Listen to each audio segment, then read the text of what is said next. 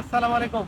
আমরা এমন একটা দেশে বসবাস করছি যেখানে গণমাধ্যমের উপর মানুষের শতভাগ আস্থা নেই, বিশ্বাস নেই যে তাদের রিপোর্টটা শতভাগ সত্য।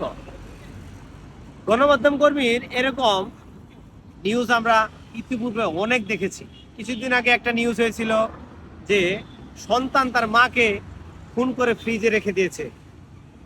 আর আজকে যে নিউজটা হয়েছে, বর্তমান যে নিউজটা ভাইরাল হয়েছে, সেটা হচ্ছে ওয়াসার যে নিয়োগ, সেই নিয়োগটা নিয়ে সেখানে নাকি সমন্বয়ক বা অন্যান্য আরো ক্ষমতাধর ব্যক্তিরা নিয়োগ দিয়েছে। পরীক্ষা ছাড়া, নিয়োগ ছাড়া কিভাবে নিয়োগ হয় সেটা নিয়ে প্রশ্ন উঠেছে।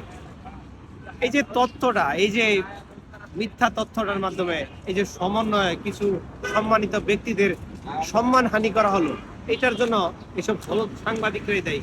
আমি মনে করি এইসব সাংবাদিকদের আরো সচেতন হওয়া উচিত, আরো সচেতনভাবে তথ্য সংগ্রহ করা উচিত, যাতে সঠিক তথ্যটা বের হয়ে আসে এবং মানি ব্যক্তির মান যাতে ক্ষুণ্ণ না হয়।